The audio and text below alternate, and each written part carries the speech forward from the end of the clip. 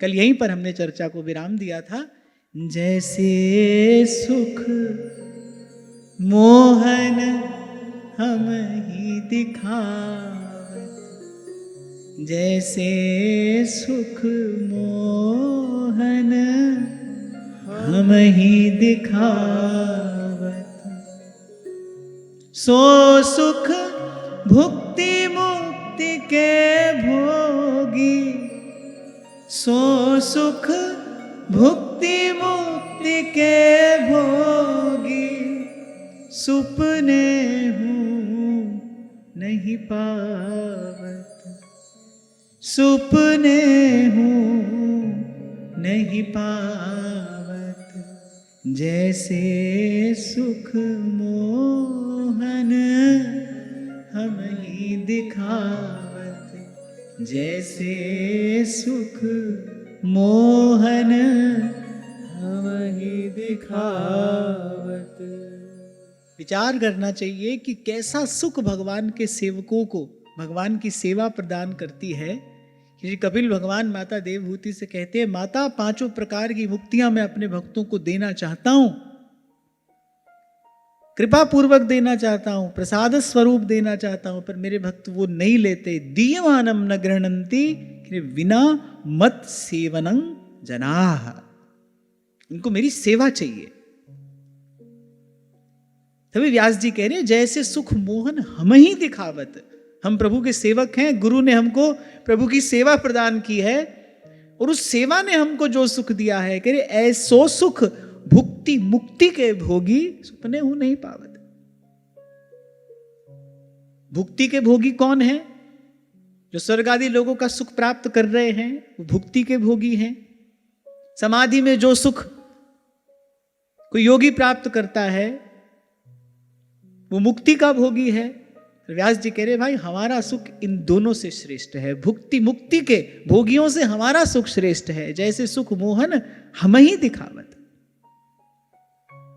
और यहां इस श्लोक में ध्रुव जी ने यही कहा, हे नाथ, जो सुख जो आनंद आपके श्री चरणार विंद के भजन में है, आपके प्यारे प्यारे भक्तों का चरित्र श्रवण करने में है, वो सुख ना भुक्ति में है और ना मुक्ति में है। निम्बार्क संप्रदाय की जो महावाणी है उसमें एक प्रकरण का नाम ही है सेवा सुख। सेवक को जो सुख मिलता है वो किसी को नहीं मिलता। वो कठोरतम धर्म का पालन भी कर रहा है, सबते सेवक धर्म कठोरा, जो सुख उसको मिलता है वो भी श्रेष्ठ है। सर्वोज्वल सुख प्रदान करने वाली भगवान की और भगवान के भक्तों की सेवा है। तो आगे ध्रुव जी कह रहे हैं, भक्तिं मुहुः प्रवहतां त्वयि मे प्रसंगो भूयादनंत महताम् अमलाशयानां येनाञ्जसोल्बणमुरु व्यसनं भवाब्धिं निश्ये भवत् गुणकथामृत पानमत्तः।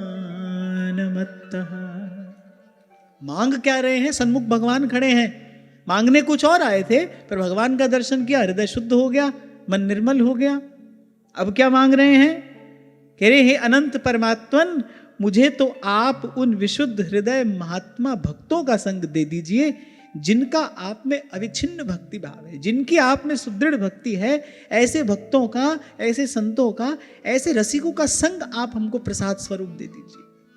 अब यहां से ये समझ में आता है भाई कि सत्य कहा है कबीर जी ने, जो सुख है सत्संग में सो वैकुंठ ना होए। एक प्रकार से देखा जाए, विचार करो तो वैकुंठ का सुख क्या है? श्रीमन नारायण की सन्निधि ही तो वैकुंठ का सुख है। भगवान की सन्निधि ही तो वैकुंठ का सुख है। वही भगवान वैकुंठपति सामने खड़े हैं, वैकुंठनाथ दर्शन दे रहे हैं। ध्रुव जी उनसे क्या मांग रहे हैं? कह रहे प्रभु आपके प्यारे भक्तों का संग हमको दे दीजिए, उन महात्माओं का, उन रसिक जनों का संग हमको दीजिए जिनका आप में दृढ़ भक्ति भाव हो। कोई ऐसो रे भेटे संत मेरी लाहे सगली चिंत, ठाकुर स्यों मेरो रंग लावे। क्योंकि उससे पूर्व महाराज कह रहे हैं पढ़े रे सगले वेद, ध्यान से सुनना, कह रहे हैं पढ़े रे सगले वेद पर नहीं छूट्यो मन खेद। मन का दुख दूर नहीं हुआ, मन की पीड़ा दूर नहीं हुई, मन की चंचलता नष्ट नहीं हुई, मन की बेचैनी समाप्त नहीं हुई। पढ़े रे सगले वेद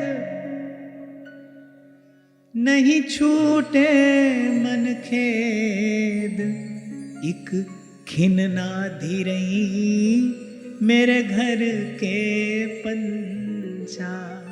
मेरे घर के पंचा अर्थात बोले जो हृदय के पंच विकार हैं, काम क्रोध लोभ मोह अहंकार, इक खिन ना धीरही मेरे घर के पंचा। कोई ऐसो रे सुखदाई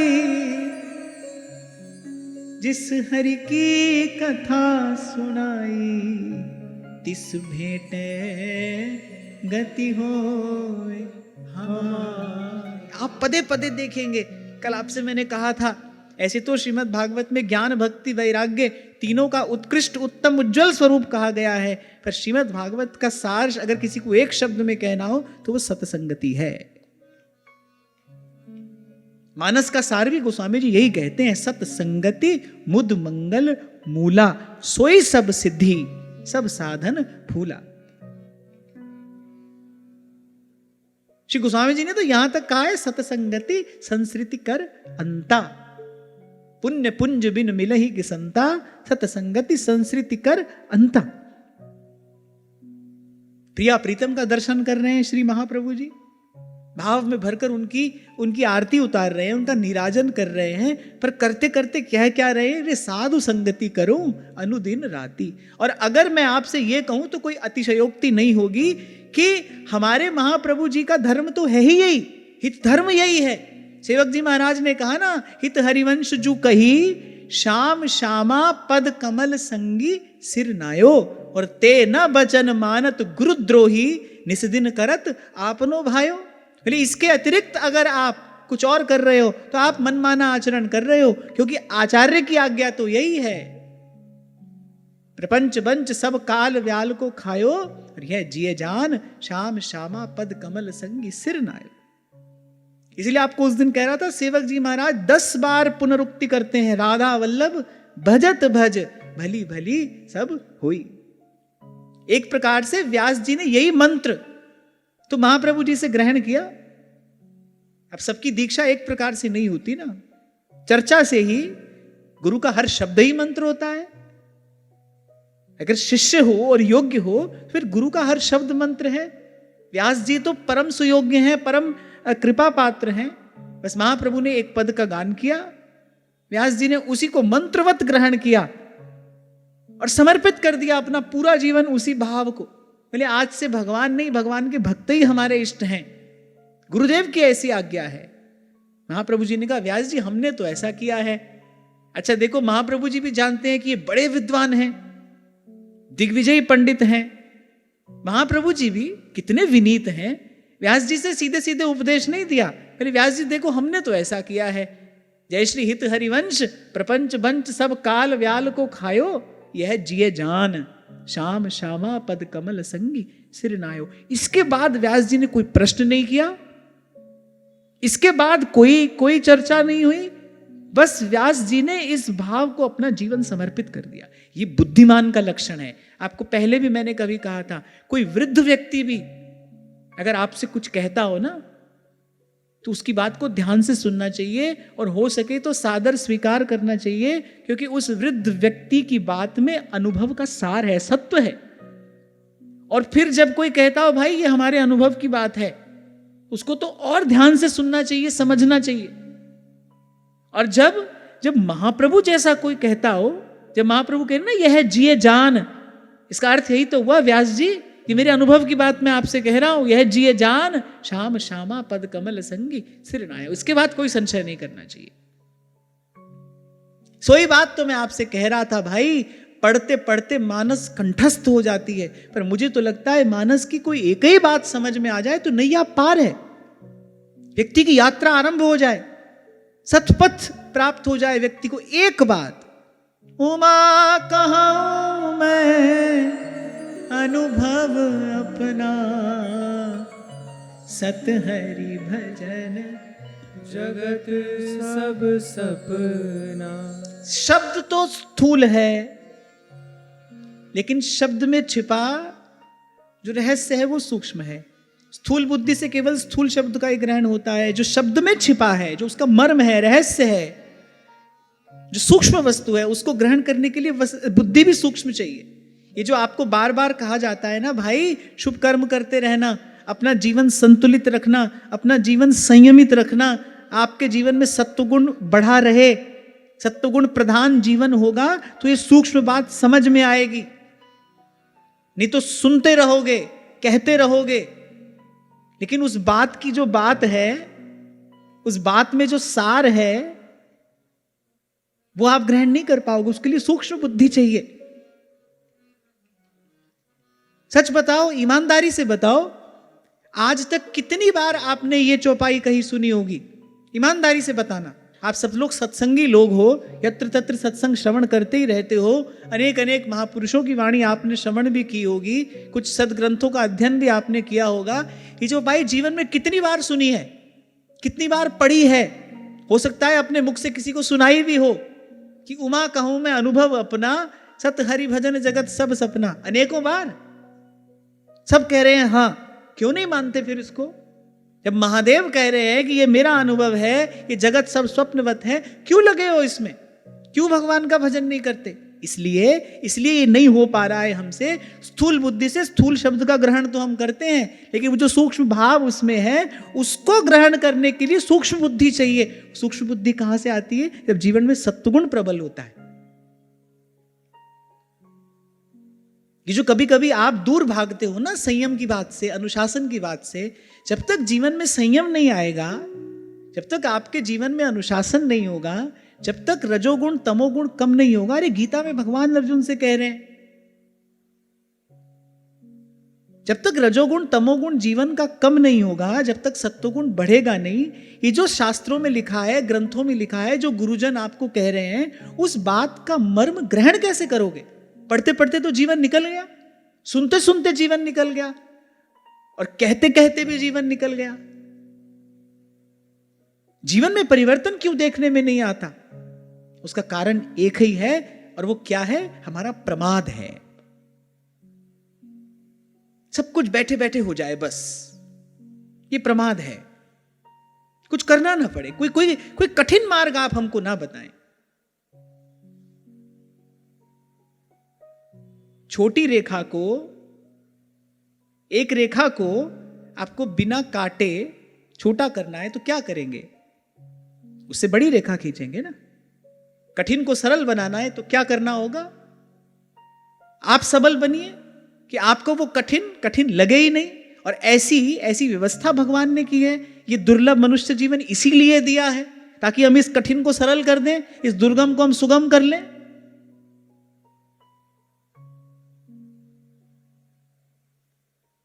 सत्संग तो भाई आपको मुझे दर्पण ही दिखाएगा ना। मैं आपसे पूछता चलूंगा। सब कोई भी यहां ऐसा नहीं है जिसने ये चौपाई ना पढ़ी हो, ना सुनी हो। अनेकों बार कहीं भी होगी। मानते क्यों नहीं मान पा रहे? क्यों? क्योंकि शब्द का वो जो सूक्ष्म तत्व है उसको ग्रहण करने के लिए जैसी शुद्ध पवित्र सात्विक बुद्धि चाहिए वैसी हमारे पास में नहीं है। क्यों नहीं है? क्योंकि हमारी जीवन शैली सात्विक नहीं है।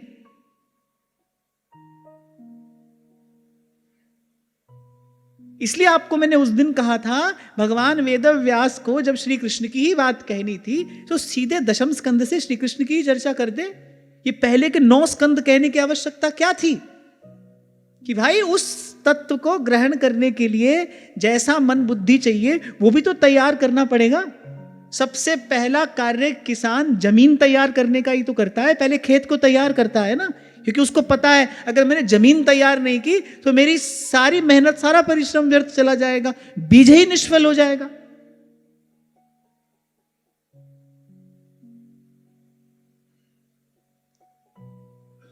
सब है हमारे जीवन में, सेवा भी है, सुमिरन भी है, सत्संग भी है, लेकिन सेवा सुमिरन सत्संग का जो फल, जो सुख, जो आनंद, जो प्रसाद होना चाहिए वो तो नहीं है। क्यों नहीं है? यही कारण है, हमारा प्रमाद कारण है। और सत्संग श्रवण करते करते भी यदि ये प्रमाद नहीं छूटा, हमने यदि स्वयं को संयम की अग्नि में तपाया ही नहीं, तो फिर करे श्रम एव ही केवलम, फिर कोरा परिश्रम आप कर रहे हो। और महापुरुषों ने तो कहा है, बोले फिर ये व्यर्थ है। नोत्पाद्य यदि रतिं श्रम एव ही केवलम। श्रीमद् भागवत की कथा श्रवण करने के बाद भी यदि श्री कृष्ण के चरणों में एकांतिक रति प्रीति नहीं हुई तो कह रहे श्रम एव ही केवलम।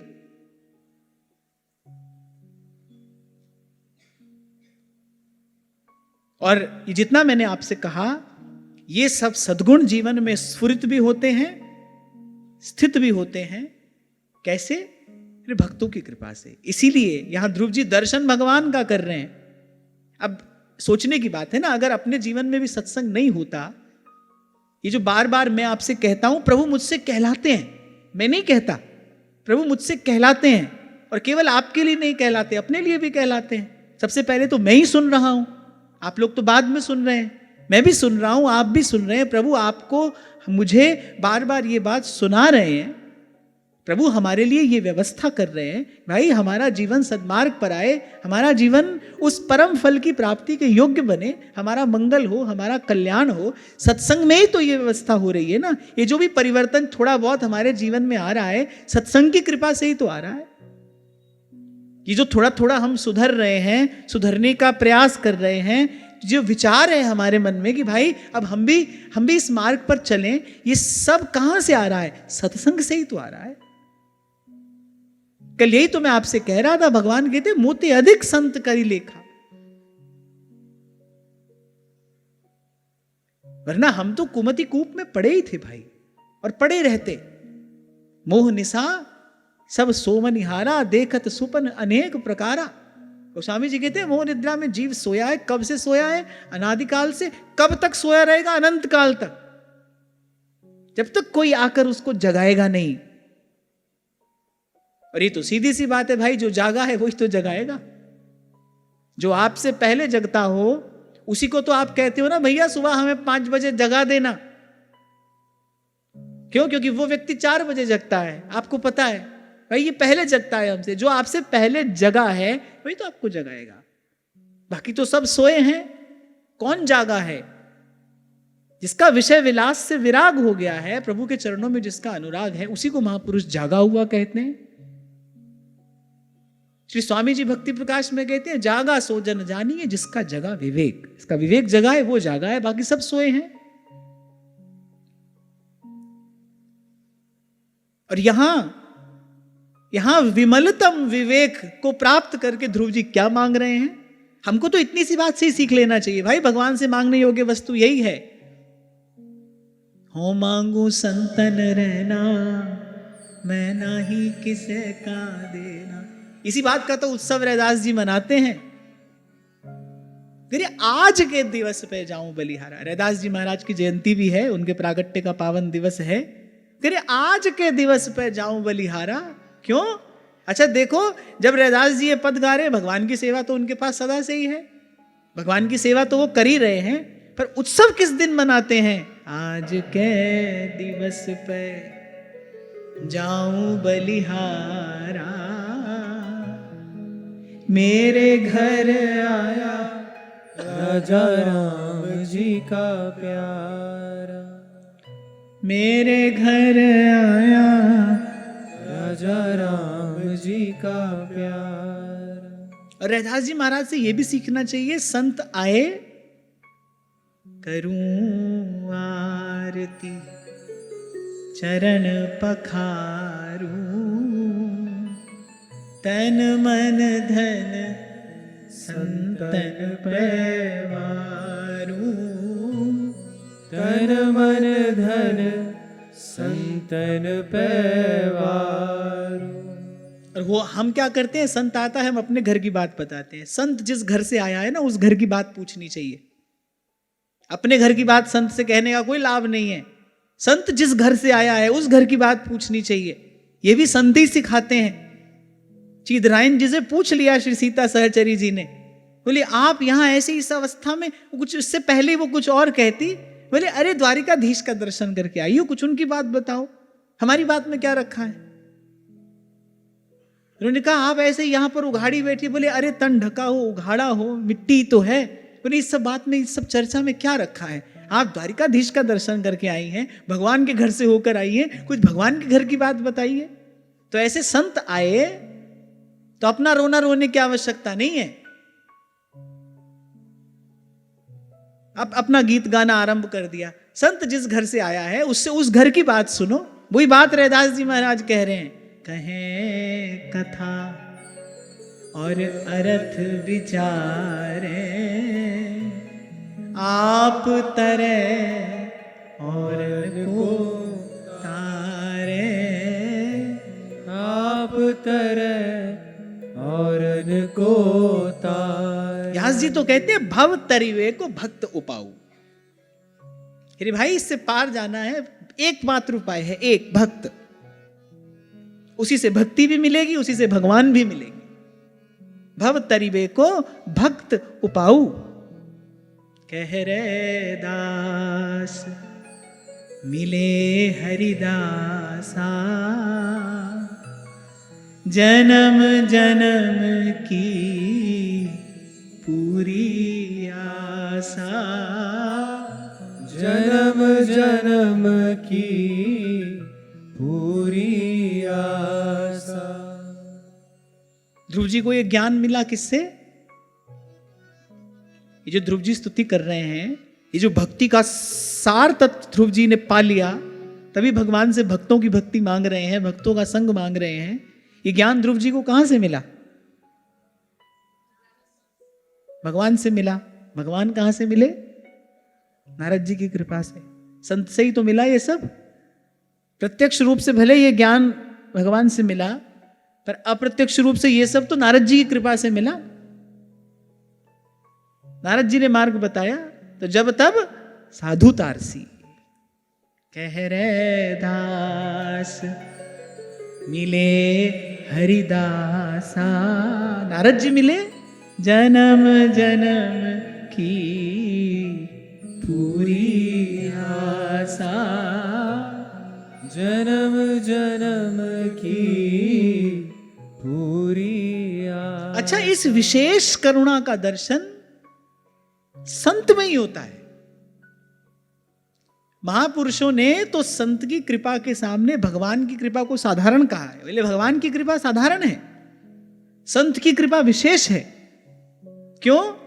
भगवान तो जो मांगोगे सो दे देंगे, संत नहीं करेगा ऐसा। वो पहले मार्जन करेगा आपके हृदय का, सुनाएगा आपको भगवान की कथा, बताएगा अरे क्षण भंगुर संसार है। अगर आपके मन में संसार की किसी विषय वासना का हठ पूर्वक ग्रहण है भी, तो पहले छुड़ा देगा संत उसको। तो तो व्यास जी ने कहा छुड़ा दियो संसार। अच्छा, व्यास जी कह रहे छुड़ा दिया है, हम नहीं छोड़ते थे। ये भी तो कह सकते थे संतों ने कृपा की और छोड़ दिया संसार। बोले नहीं, छुड़ा दियो संसार। जीव तो कस के पकड़े बैठा है संसार को, वो नहीं छोड़ेगा, और ना ही अपने सामर्थ्य से, अपने साधन से छूटता है।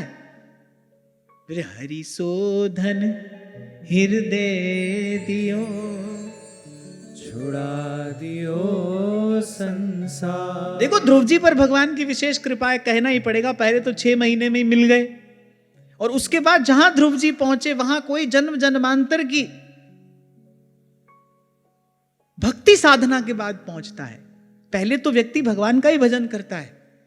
अनंत अनंत जन्मों की भक्ति के बाद भक्ति का ये जो सार सर्वस्व सिद्धांत है, ये समझ में आता है। तेरे भक्तों की भक्ति करूं मैं सदा, तेरे चाहने वालों को चाहा करूं। तब भगवान भक्त की भक्ति देते हैं।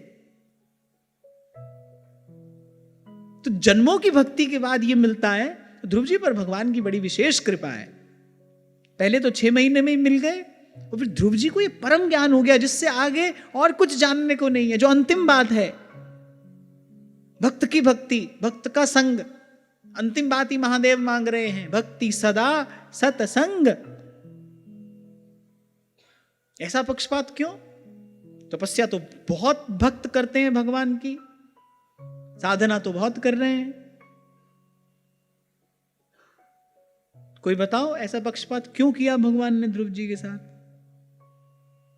अब हालांकि कई जगह यह भी हमने पढ़ा, सुनने को मिला कि अनेक अनेक जन्मों से ध्रुव जी साधन कर रहे थे। अब ये सब बात छोड़ो भाई, यहां तो सीधे सीधे 6 महीना में भगवान मिले हैं। इससे पीछे की बात तो यहां भी नहीं लिखी, तो हम और पीछे क्यों जाएं? क्या कारण है? सोचो, बताओ।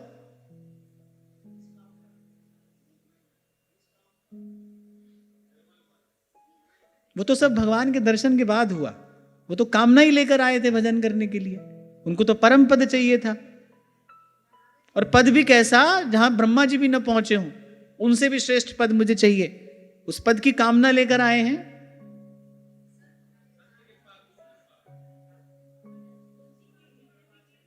क्योंकि ये फूल भगवान के चरणों में नारद जी ने चढ़ाया है, ये भक्त की भेंट है, नारद जी ने भेजा है। नारद जी ने तो भेजा, जा बेटा ऐसे भजन करना भगवान मिलेंगे। ये भी बता दिया कहां मिले, वहां कालिंदी के कूल पे मधुवन में चले जाना, जहां श्री हरि का नित्य निवास है, जा तुझे वहां पर भगवान मिलेंगे। जब भक्त भेजता है भगवान के पास, तो ऐसे ही सबसे पहले अतिशीघ्र भगवान की प्राप्ति होती है, और फिर उसके बाद जो भक्ति का सार स्वरूप सिद्धांत है वो भगवान प्रसाद स्वरूप प्रदान करते हैं। अब आप कह सकते हो कि हाँ भाई, भगवान के दरबार में भी अप्रोच तो चलती है। इसीलिए ध्रुवदास जी कह रहे हैं, गह भक्तन पद ओट, दीन वचन संतन संग, दरस परस की जय। भक्त के होकर आप जाओगे तो बड़ी शीघ्र आपकी स्वीकृति होगी। भक्त की ओट में जब भगवान के पास जाओगे, बड़ी शीघ्र वहां तक पहुंच जाओगे। अरे आगरा से एक नर्तकी को, एक वारांगना को उठा कर ले आते हैं श्री कृष्णदास जी। श्री गोवर्धन नाथ स्वीकार करते हैं, और कैसा स्वीकार करते हैं? उसको सदा सदा के लिए संस्कृति से मुक्त कर दिया, निज सेवा प्रदान कर दी, वहां तक पहुंचा दिया श्री कृष्णदास जी ने जहां तक साधारणतया कोई नहीं पहुंच पाता। बिल्कुल मंदिर के भीतर ठाकुर जी के सन्मुख हाथ पकड़कर श्री जी बाबा के सन्मुख कर दिया, बोले रिझा इनको। अच्छा, और पूरी तैयारी करा दी। भक्त चरित्र कहते हैं कि उसको पद सिखाया, पहले यही पद गाना, गिरिधर छवि पे अट क्यों मोमन, गिरिधर छवि पे अट। बोले ये प्रतिभाशालिनी तो है, पर उसकी प्रतिभा को एक आकार दे दिया। विषयी पुरुषों के पांव के नीचे रौंदे जाने वाली मिट्टी को कृष्णदास अधिकारी जी ने पात्र बनाकर उसमें भाव का जल भरकर और उससे अपने इष्ट का अभिषेक कर दिया। भगवान ने मस्तक पर चढ़ाया, स्वीकार कर लिया उसको। अगर व्यवहारिक दृष्टि से देखो, कितना मैला कुचैला अपवित्र जीवन होगा उसका। कहां वो विषयी पुरुषों को रिझाने में, नाचने में, गाने में लगी है।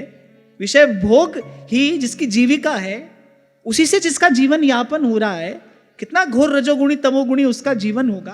ये भक्त की दृष्टि पड़ी, प्रभु ने स्वीकार कर लिया। आप भजन साधन में लगती तो जाने कितने जन्म लगते। भक्त की कृपा हुई, संत की कृपा हुई, सीधे ही भगवान के चरण मिल गए। संत लोग एक छोटा सा उदाहरण देते हैं। आप राधा वल्लभ लाल के लिए, श्री बिहारी जी के लिए आप माला लेकर जाते हो। उस माला को श्री जी के चरणों में पहुंचना है। चरण पादुका पर गोसाई जी माला पधरा देते हैं। वो माला बंधी रहती है किसमें? पलाश के पत्ते में। पत्तल में बांध के देता है ना माला वाला आपको माला। अब आप माला नहीं देते, आप पत्तल में बंधी वो माला देते हैं, गोसाई जी लेते हैं।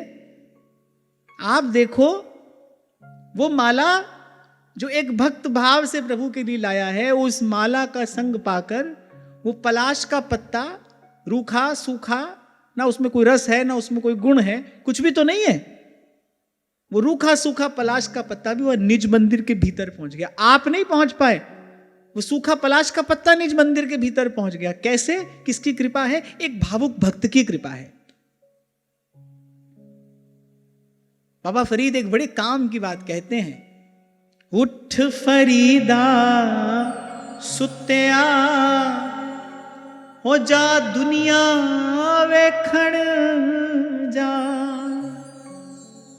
जे कोई मिल जाए बख्शिया तू भी बख्शिया जा। जे कोई मिल जाए बख्शिया, जिस पर उसकी बख्शिश हुई हो, जिस पर उसकी कृपा दया मेहर हुई हो, वो तुझे मिल जाएगा। बस ऐसे ही जलते हुए दीपक का संग पाकर बुझा हुआ दीपक भी जल जाता है। जे कोई मिल जाए बख्शिया, कहते तू भी बख्शिया जा। उठ फरीदा सुत्या जा दुनिया वेखण जा। निकले हो संसार में तो फिर भक्त ढूंढो ना, संत ढूंढो।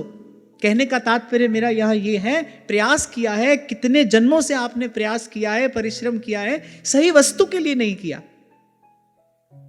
इसीलिए सही परिणाम जीवन में देखने को नहीं मिला। ध्रुव जी भगवान ढूंढने के लिए निकले हैं, भगवान को पाने के लिए निकले हैं। अरे भगवान के भक्त तो भगवान से कहीं अधिक दयालु हैं।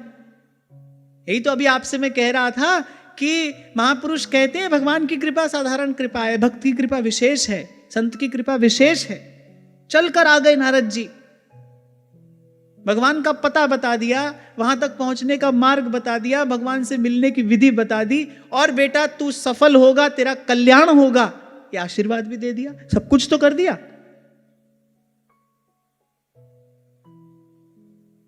तो ये जो 6 महीना में मिल गए ध्रुव जी को भगवान, और भक्ति का सार सर्वस्व ध्रुव जी ने प्राप्त कर लिया, मूल में जाकर देखोगे ये क्या है? ये संत की कृपा है, संत की कृपा है। इसीलिए व्यास जी गाते हैं, बड़ा सुंदर पद है,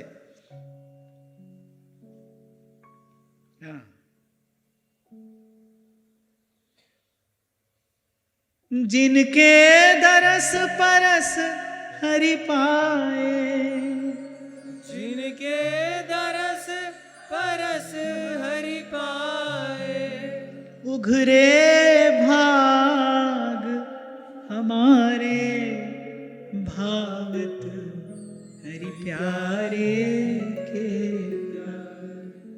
भावत हरि प्यारे के प्यार। और यहां तो व्यास जी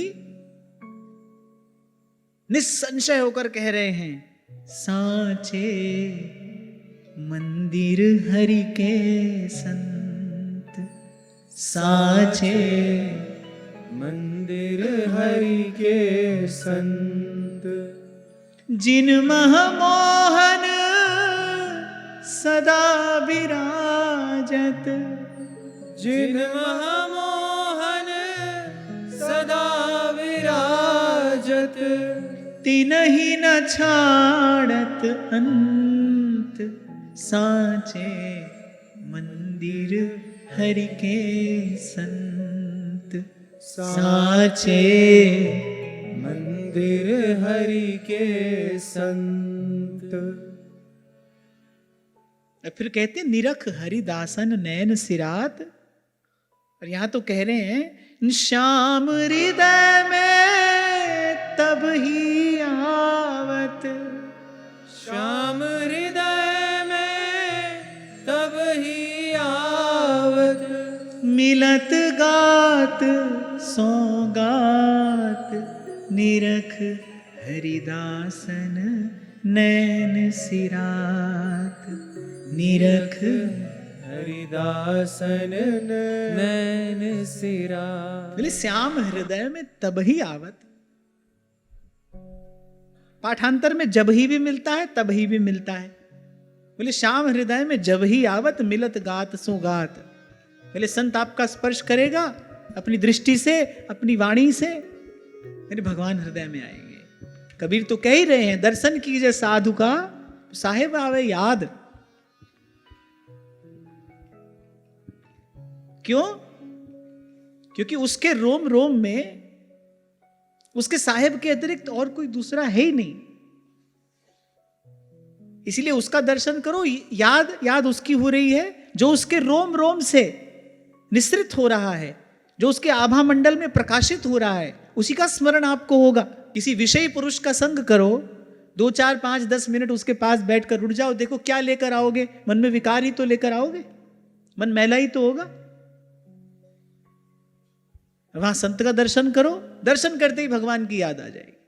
और जिसका दर्शन करके भगवत स्मृति हो वही संत है। मैं आपसे कहता हूं ना कि संत का अनुभव किया जाता है, उसकी साधुता का, उसके संतत्व का अनुभव किया जाता है। संग सोई जाके मिले, भूले ग्रह व्यवहार।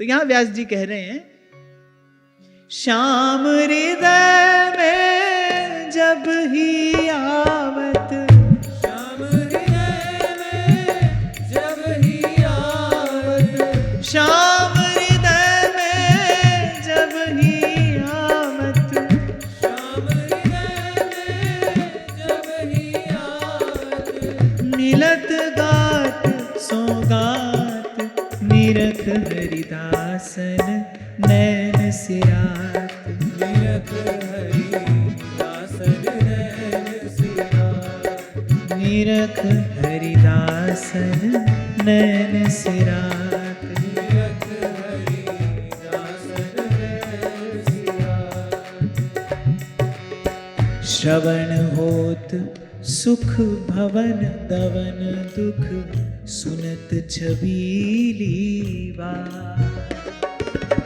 श्रवण होत सुख भवन दवन दुख, सुनत छबीली बात। दूर होत त्रैताप पाप सब, दूर होत त्रैताप पाप सब, मुख चरणोदक जात, निरख हरिदासन नैन सिरात, निरख हरिदासन नैन सिरात। कह रहे श्रवण होत सुख भवन। बोले ये जो कान है, बोले सुख का घर हो जाते हैं जब संतों की वो रसीली बात सुनते हैं। वो जो संतों का शब्द है, कह रहे दवन दुख, कह रहे हृदय का जो दाह है, जो दुख है, उसको दूर करने वाला है। और दूर होत त्रैताप पाप सब। और संत यदि कृपा करके दे दे अपनी चरण धूली, पान करने को मिल जाए उसका चरण अमृत। दूर होत त्रैताप पाप सब, दूर होत त्रैताप पाप सब, मुख चरणोदक जात, निरख हरिदासन नैन सिरात। निरख हरिदासन नैन सिरात।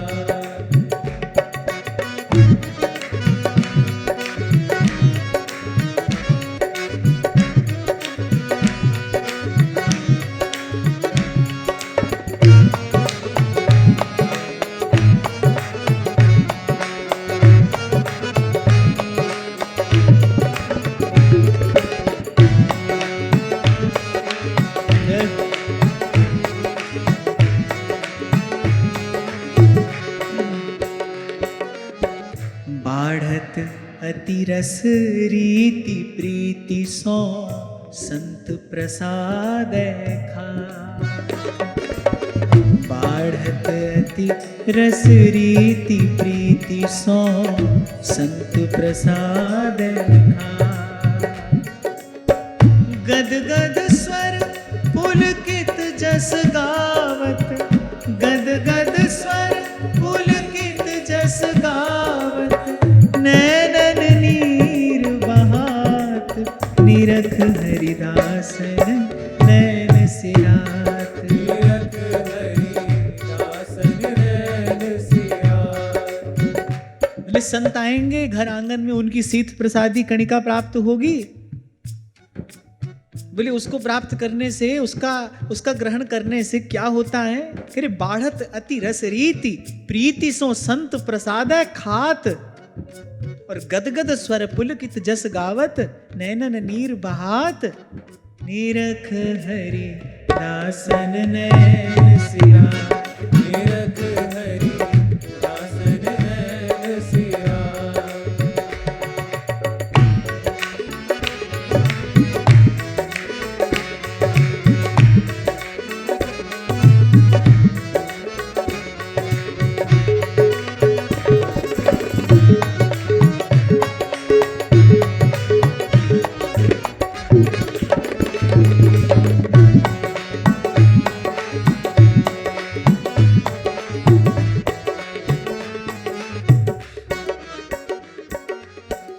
तिनके मुख मसी घस लिपटाऊं, जिनहि न संत सुहाए।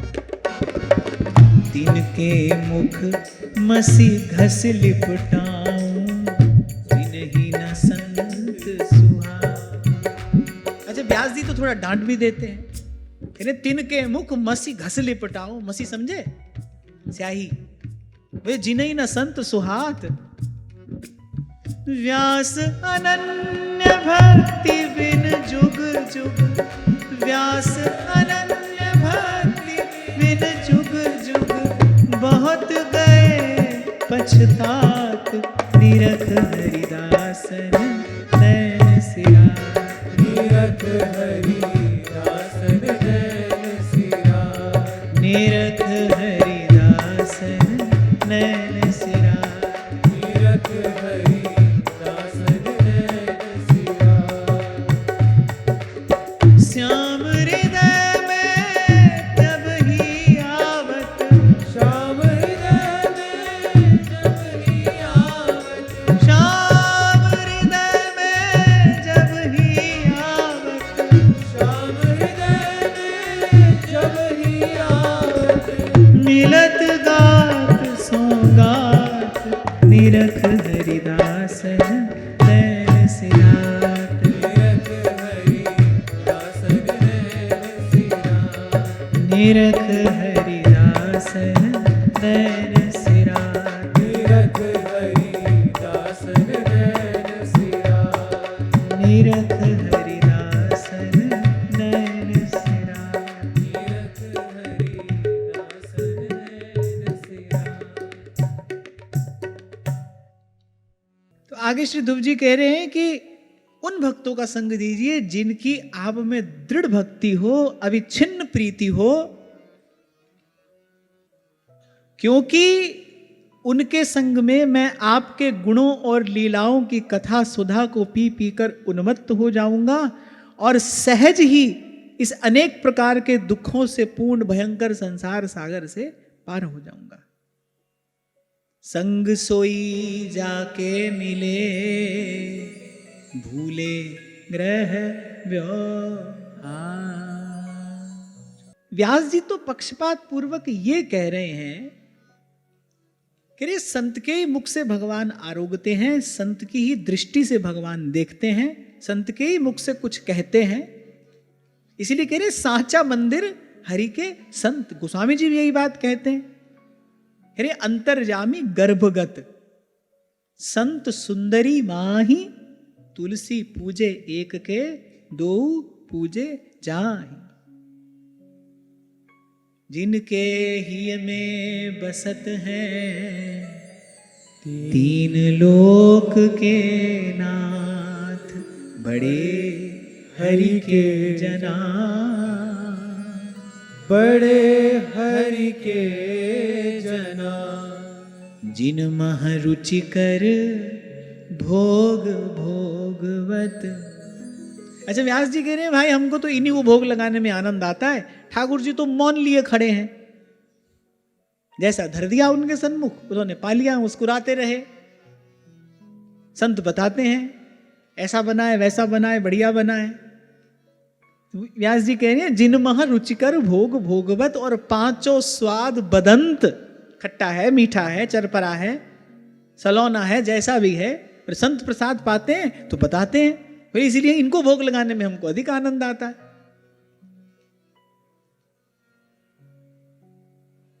जिन मह बोलत हसत कृपा कर, चितवत नैन सुपन। रहस्य की बात बता रहे हैं व्यास जी। बोले संत की दृष्टि से भगवान देखते हैं, बाकी तो भैया बात अपनी निष्ठा की है। श्रद्धावान लभते फलम, जैसी आपकी श्रद्धा है वैसी आपको फल की प्राप्ति होगी। बात तो आपकी श्रद्धा भावना की है। पर अनुभवी महापुरुष ये कह रहे हैं, संत के मुख से भगवान बोलते हैं।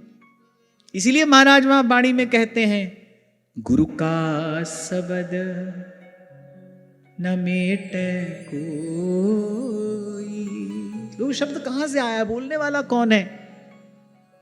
कह नानक नानक हरि सोई।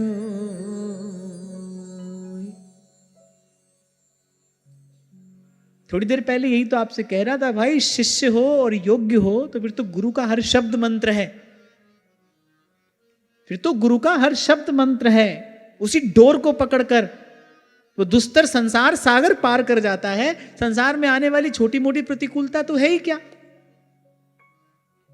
एक महाप्रभु जी के चरणों का बल लेकर, महाप्रभु जी के उपासना सिद्धांत को दृढ़ता पूर्वक हृदय में धारण करके विठल दास जी अकेले पूरे सौराष्ट्र से जूझ गए। नहीं गए द्वारिकाधीश का दर्शन करने। एक दृष्टि से देखा जाए तो भाई वैष्णव का कर्तव्य है, उसको प्रभु का दर्शन करने जाना ही चाहिए। नहीं गए, लेकिन न जाने का कारण साधारण बुद्धि से समझ में आने वाला नहीं है। तभी महाप्रभु कह रहे, रहस्य तद्यस्य स्थितिरपि न साधारण गति। लेकिन ये सब किया किसके बल पर? एक महाप्रभु जी के श्री चरणारविंद के बल पर। जब महाप्रभु जी को यहां वृंदावन में सूचना मिली ना कि विठल दास जी इन कठिन परिस्थितियों से जूझ रहे हैं, तो महाप्रभु जी से रहा नहीं गया। श्री महाप्रभु ने कहा, अरे विठल दास अकेले ही सब दुख सह रहे हो है। वो जो अश्वारोही विठल दास जी के लिए प्रसाद लेकर जाते थे, उन्होंने कहा, बोले कृपानाथ, बोले आपके प्रसाद के बल पर विठल दास जी अकेले पूरे सौराष्ट्र से जूझ रहे हैं। गुरु का शब्द है, गुरु का भाव है, गुरु का विचार है। और फिर जिस गुरु के शब्द की नौका में बैठकर कोई संसार सिंधु से पार हो जाए, वहां ये संसार में आने वाली छोटी बड़ी प्रतिकूलता क्या है? संत के मुख से भगवान बोलते हैं, गुरु के मुख से भगवान बोलते हैं। अगर आपके कान तैयार हैं,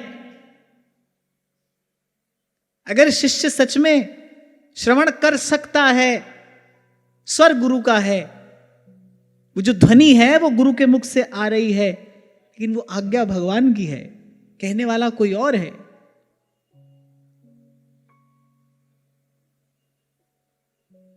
तो व्यास जी कह रहे हैं, जिन मह बोलत हसत कृपा कर। बोले तो जैसे कि तैसे खड़े हैं। बोले संत हमसे बोलते भी हैं, बतलाते भी हैं, हंसते भी हैं, मुस्कुराते भी हैं। हम कुछ कहते हैं तो सुनते भी हैं, कहीं गलती होती है तो समझाते भी हैं।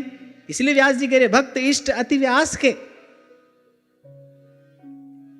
हमारे सर्वस्व तो यही है भाई, हमारे इष्ट आराध्य तो यही हैं। इन्हीं में देख लेते हैं, इन्हीं में भगवान का दर्शन कर लेते हैं।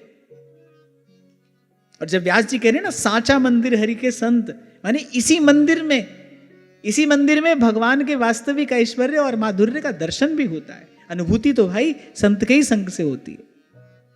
वो जो भगवान की अनुभूति है, जिसको प्राप्त करके छूटता है संसार। अभी थोड़ी देर पहले हम बात कर रहे थे भाई, ऐसे कहने सुनने को तो बरसों से ये सब कहते सुनते ही आ रहे हैं, पर बात तो समझ में नहीं आ रही। पोथी में पढ़ते हैं, शब्द पढ़ लेते हैं, उसका अर्थ भी पढ़ लेते हैं, कभी कभी बुद्धि में भी थोड़ा आ जाता है, लेकिन आचरण में तो नहीं आ पाता। बुद्धि में भी आ जाती है बात, पर आचरण में तो नहीं आ पाती।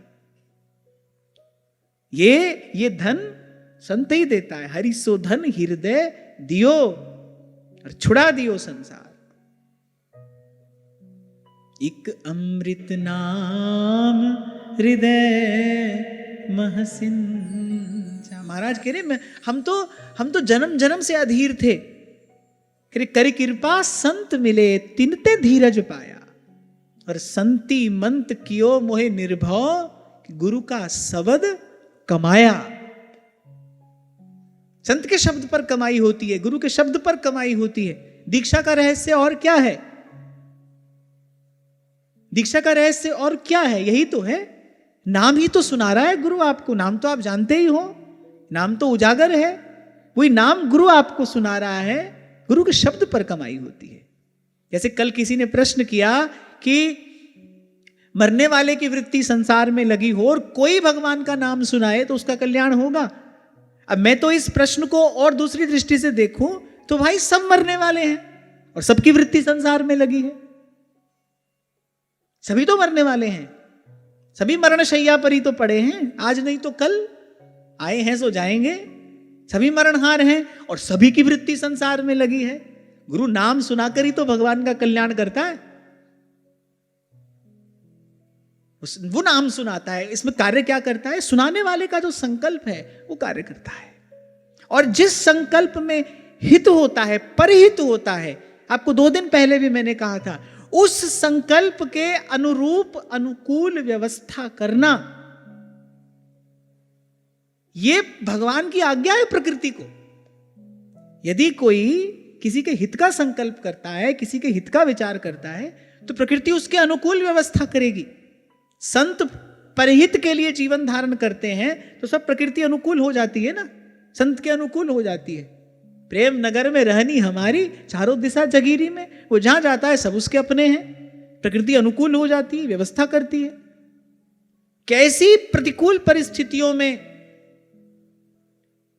श्री गुरु नानक देव जी महाराज ने पूरे विश्व की यात्रा की, लेकिन जहां जहां जाते थे वहां वहां आनंद बरसने लगता था ना। कितने आकुल व्याकुल पीड़ित प्रताड़ित जनों को उन्होंने हरि नाम और सत्संगति की महिमा सुनाकर कृतार्थ किया। शीतल हो जाते थे तन मन प्राण उनका दर्शन करके, उनकी वाणी श्रवण करके। क्यों? क्योंकि उनकी वाणी में क्या है? परहित की भावना है।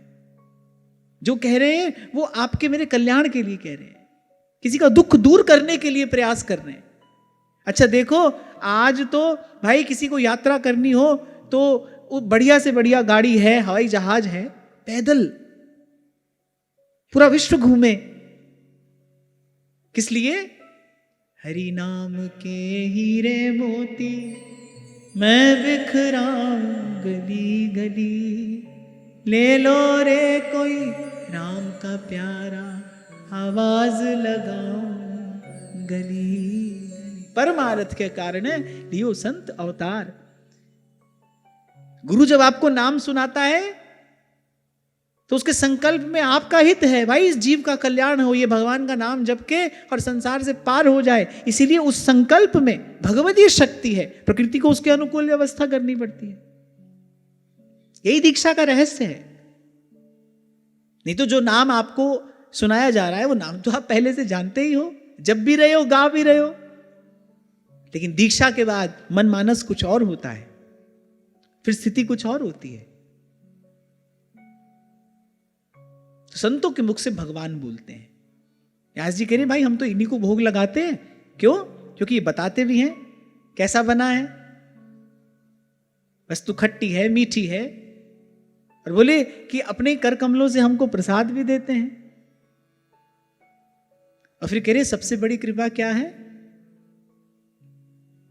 अपने मत भागवत सुनावत, अपने मत भागवत सुनावत, रति दे रस बरसंत, साचे मंदिर हरि के संत, साचे मंदिर हरि के। इसका अर्थ ये नहीं है कि जो आप भगवान की सेवा पूजा कर रहे हो वो ऐसे ही निष्फल है ना। भगवान कृपा करते हैं तभी तो ऐसे संत मिलते हैं। जो आप भगवान की सेवा पूजा आप कर रहे हो ना, वो जब सफला होती है, सुधन्या होती है, तब ऐसा कोई संत मिलता है जो अपने मत भागवत सुनावत, और करिए रति दे रस बरसंत, जिनमें बस संदेह दूर करी, जिनमें बस संदेह संदेह दूर करी, देह धर्म पर्यंत साचे मंदिर हरि के संत। और यहां व्यास जी कह रहे हैं संतों में ही, संतों से ही, संत के माध्यम से ही, संत के द्वारा ही भगवान जीव का संशय दूर करते हैं। आपको पहले भी मैंने संकेत किया था, आज फिर कह रहा हूं, देखो ये जो पोथी में अक्षर लिखा है, अक्षर तो काला है। प्रातस्मरणीय परम श्रद्धेय श्री गोपालाचार्य जी महाराज कहते थे अक्षर तो काला है, काला अक्षर कैसे ज्ञान देगा। वही काला अक्षर पोथी में लिखी वही बात जब गुरु के मुख से शिष्य श्रवण करता है, उसमें अनुभव का प्रकाश है। महामोह तम पुंज जासु वचन रवि करहि निकर, इसी बात का विचार करके नवदा भक्ति में प्रथम भक्ति श्रवण कही गई, अध्ययन नहीं कही गई। ये नहीं लिखा है कि आप ग्रंथ पढ़ो, कहा गुरुमुख से श्रवण करो, और गुरुमुख से श्रवण करो, इसकी एक मर्यादा है। वो मर्यादा सेवक जी महाराज बताते हैं, प्रथम हृदय श्रद्धा जो करे, फिर आचार जन जाए अनुसरे, जहां जहां हरिवंश के रसिकन की सेवा जब होई, प्रीति सहित बूझो सब कोई, कौन धर्म हरिवंश को। कह रहे इस रीति से संतों के, रसिकों के, गुरुजनों के चरणों में बैठकर श्रद्धा पूर्वक उनसे प्रश्न करे, अपने हृदय की जिज्ञासा उनके चरणों में रखे, ये शिष्टाचार है, ये मर्यादा है। फिर जब गुरुजन सदुपदेश का पान कराएं, तब उसको श्रद्धा पूर्वक ग्रहण करे। इस विधि हृदय का अज्ञान दूर होता है। तभी आपसे कह रहा था ये पॉडकास्ट पर मिलने वाले ज्ञान से बच के रहना, इससे दूर ही रहना। गुरुजनों ने मर्यादा बताई है, ये बहुत सूक्ष्म बात है, ध्यान से सुनना, समझना इसको। पहली बात तो श्रीमद् भागवत में जब नवदा भक्ति का उपदेश किया गया, ये नहीं कहा ग्रंथ पढ़िए, शास्त्र पढ़िए, कहा श्रवणम कीर्तनम विष्णु स्मरणम पाद सेवनम। यात्रा यहीं से आरंभ होगी, गुरुमुख से उसका श्रवण करिए, संत के मुख से, भक्त के मुख से भागवत श्रवण करिए। 2 साल पहले आए थे मेरे पास 2 बड़े बड़े यूट्यूबर, नाम लेना तो ठीक नहीं है, आपके साथ एक पॉडकास्ट करना है। मैंने कहा हां, तुम सोफा पे टांग चढ़ाकर बैठोगे मेरे सामने, और फिर तुम मुझसे पूछोगे अच्छा ऐसे कैसे होता है, ऐसे कैसे हो जाता है, आप ऐसे कैसे कह सकते हैं, और मैं हाथ जोड़कर तुम्हारे प्रश्नों का उत्तर दूंगा। क्यों? क्योंकि तुम्हारे पास बहुत सारे फॉलोअर्स हैं, मैं भी प्रसिद्ध हो जाऊंगा। भाई मैं इस स्थान पर बैठा हूं, आप सब लोग मुझे इतना आदर सम्मान देते हो, भाई इसके प्रति, ये जो मुझे प्राप्त हो रहा है, इसके प्रति मेरा कोई कर्तव्य भी तो है। जिस स्थान पर मुझे भगवान ने बिठाया है, इस स्थान की मर्यादा की रक्षा, ये मेरा सबसे पहला कर्तव्य है। 6-8 महीना पहले की बात है, कुछ ऐसे ही पॉडकास्ट वाले ही कुछ लोग हैं, क्रिंज कंटेंट जिसको आप कह सकते हैं ना, गंदी से गंदी, अश्लील से अश्लील, अभद्र से अभद्र बात वो बिल्कुल खुले में बैठकर कहते हैं। सावधान रहना, ये ऐसी जो फ्रीडम ऑफ स्पीच और फ्रीडम ऑफ एक्सप्रेशन है ना, ये समाज के लिए अभिशाप है। लाखों युवा आज इनको फॉलो कर रहे हैं, लाखों युवाओं के ये मार्गदर्शक बने हुए हैं। सोचकर तो देखो कौन से अंधे कुएं में ले जाकर समाज को गिराएंगे। मैं तो बड़े बड़े धर्माचार्यों का ध्यान भी इस ओर आकर्षित करना चाहता हूं कि आप हम सभा में बैठे सनातन सनातन करते रहेंगे और ये पीछे पूरी की पूरी नस्ल खराब कर देंगे, पूरी की पूरी पीढ़ी बर्बाद कर देंगे। 6 महीना पहले कहा था मैंने, यहीं से कहा था, आज OTT प्लेटफॉर्म्स पर जो परोसा जा रहा है, and which is so easily accessible to your children, छोटे छोटे बच्चे वो सब देख रहे हैं, उस पर कोई रोक टोक नहीं है, उस पर कोई फिल्टर नहीं है। क्या मनमानस उनका आकार लेगा, कहां भारत का धर्म रहेगा, कहां ये सनातन संस्कृति रहेगी। आप उत्तर क्या देते हैं? आप उत्तर ये देते हैं भाई समय के साथ साथ सबको बदलना पड़ता है, समय के साथ सब बदलता है, पर सनातन धर्म के सनातन सिद्धांत समय के साथ नहीं बदलते। धर्म के कुछ शाश्वत मूल्य भी हैं, उनको शाश्वत इसीलिए कहा जाता है कि वो समय के साथ नहीं बदलते। कुछ भी बदले वो नहीं बदलता। आचार्यों की परंपरा कैसे बदल जाएगी, ऋषि मुनियों द्वारा प्रतिष्ठित जो व्यवस्था है, जो मर्यादा है, वो कैसे बदल जाएगी और उसको क्यों बदलना चाहिए, किस लिए उसको बदलना चाहिए। अरे स्थान का कोई परमाणु भी तो होता है। भगवान की चर्चा करने के लिए, सत्शास्त्र की चर्चा करने के लिए, सदग्रंथ की चर्चा करने के लिए मंदिर है, तीर्थ है, धर्म स्थान है, पवित्र स्थान है, यही जाना है आपको। फिर उत्तर क्या मिल रहा है, ठाकुर जी की चर्चा कर रहे हैं। ठाकुर जी की चर्चा की जो व्यवस्था शास्त्रों ने की है, ग्रंथों ने की है, गुरुजनों ने की है, उसको मानने में क्या कष्ट है भाई। ये व्यवस्था दी है भगवान ने। व्यासपीठ की सन्निधि में भगवत चर्चा होती है। बड़े बड़े ऋषि मुनि भी, कहां से आरंभ हुई भागवत जी की चर्चा, बड़े बड़े ऋषि मुनि पहले सूत जी को व्यास आसन पर बिठाते हैं, फिर उनके चरणों में बैठकर विनम्रता पूर्वक उनसे प्रार्थना करते हैं कि अब आप हमको भगवत कथा लीलामृत का पान कराइए। ये रीति है भगवत चर्चा करने की, ये रीति है ठाकुर जी की चर्चा करने की। और आप सोचो कि ऐसा मनमाना आचरण करके, ऐसी अपनी मनमानी चाल चल के आप बड़ा धर्म का प्रचार कर रहे हो, बड़ी भारी भूल में हो आप। फिर कह रहा हूं, धर्म के मूल स्वरूप को विकृत करके धर्म का प्रचार नहीं होता। आपने उसको धर्म ही नहीं रहने दिया, प्रचार किसका कर रहे हैं आप। तो भाई बचे रहना इससे। निश्चित रूप से अज्ञान का अंधकार ज्ञान से ही दूर होता है। गुरु बिन ज्ञान कहां से पाऊं, लेकिन गुरु के चरणों के सेवन की एक मर्यादा है, उसकी महिमा भी है और उसकी मर्यादा भी है। कोई कितना भी सिद्ध प्रसिद्ध क्यों ना हो जाए, लेकिन जब तक मानव शरीर में है तब तक उसको विधि निषेध का पालन करना ही पड़ेगा और करना ही चाहिए। और मैं तो कहता हूं जो उच्च स्थान पर बैठा है उसको तो अवश्य करना चाहिए। तो खैर, हम तो ये कह रहे थे कि गुरुजनों के मुख से श्रद्धा पूर्वक सत्शास्त्र का श्रवण करें, सुने। श्रवणम प्रथम हृदय श्रद्धा जो करे, ये पहली मांग है। माने समर्पित भाव से, मैं अयोग्य हूं, मैं सेवा के लिए तत्पर हूं, आपसे कुछ प्राप्त करने के लिए आया हूं। आपको शायद मैंने बताया भी था, 10 बरस पहले की घटना होगी। हम पंजाब में गए थे, तो पंजाब के एक रिटायर्ड डीजीपी मेरे से मिलने के लिए आए। महाराज जी अच्छी अवस्था के थे वो। तो हमने उनके लिए सामने कुर्सी लगा दी, मैं बैठा था, मेरे सामने हमने कुर्सी लगा दी। तो सबसे पहली बात उन्होंने क्या कही, कुर्सी एक और करके वो नीचे बैठे, उन्होंने कहा कि मैं ਤੁਹਾਡੇ ਕੋਲ कुछ लेन आया। मैं आपसे कुछ लेने के लिए आया हूं, मैं ऐसे ही बैठूंगा। मुझे ये बात सीखने को मिली उनसे उस समय।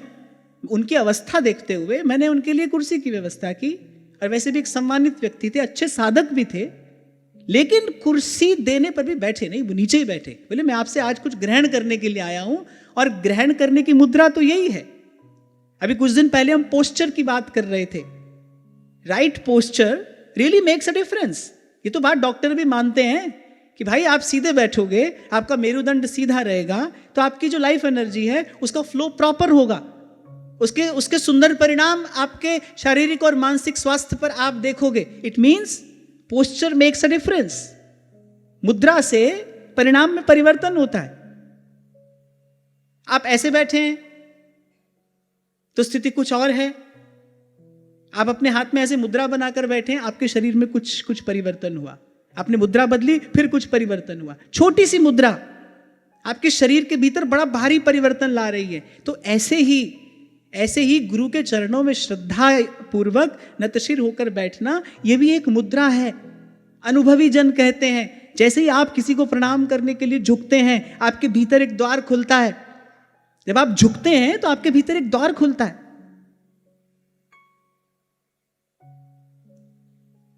तो निश्चित रूप से सारा कष्ट अज्ञान के कारण है, और अज्ञान ज्ञान से ही दूर होता है। पर उस ज्ञान को प्राप्त करने की एक विधि है, उस ज्ञान को प्राप्त करने का एक मार्ग है, उसकी एक मर्यादा है, वहां पर एक शिष्टाचार है।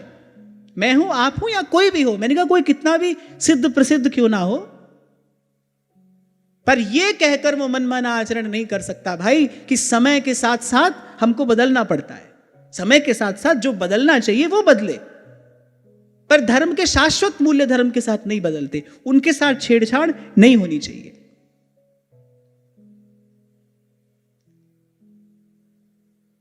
तो यहां व्यास जी कह रहे हैं, जिनमें बस संदेह दूर करी, जिनमें बस संदेह दूर करी, देह धर्म पर्यंत साचे मंदिर हरि के संत, साचे मंदिर हरि के संग। तो ये सारी चर्चा का सार ये समझ में आता है, ध्रुव जी हमको ये समझा रहे हैं, प्रभु सन्मुख खड़े हैं, प्रभु सुलभ हो गए हैं, प्रभु का दर्शन हो रहा है। अच्छा, ध्रुव जी ये कह रहे हैं कि भक्तों का संग देना प्रभु, जिनके मुख से आपकी लीला कथा सुन सुनकर आनंद मग्न होकर पार हो जाऊंगा। माने भगवान का दर्शन करके भी अभी ध्रुव जी भव सिंधु से पार नहीं मान रहे हैं अपने आप को। नहीं तो इस बात की चिंता क्या, अब तो भगवान का दर्शन हो गया, अब तो भगवत दर्शन हो गया। पर भगवान का दर्शन तो पाराशर ऋषि को भी हुआ है, भगवान का दर्शन तो इंद्र को भी हुआ है, और वो पाराशर सुर इंद्र कलप कामिनी मन फंद्या, और परे देह दुख द्वंद कौन क्रम काल निकंद्या। इसका अर्थ ये है भाई, जब तब साधु तारसी और सकल परपन। इसीलिए सेवक जी महाराज हमारे श्री महाप्रभु जी के लिए कहते हैं, सार वेद विधि उद्धरी, कि इन सब सत शास्त्रों का सार महाप्रभु जी ने अपनी उपासना पद्धति के रूप में हमें प्रदान किया है। सार की बात कही महाप्रभु जी ने। व्यास जी, जय श्री हित हरिवंश प्रपंच बंच सब काल ब्याल को खायो, यह जिये जान श्याम श्यामा पद कमल संगी सिर नायो। और श्री सेवक जी महाराज ने महाप्रभु द्वारा कहे किसी रस सिद्धांत को न लेकर इस भक्ति सिद्धांत को गुरु आज्ञा कहा। श्री हरिवंश जू कही, श्याम श्यामा पद कमल संगी सिर नायो, और ते न बचन मानत गुरुद्रोही, निस्दिन करत आपनो आयो।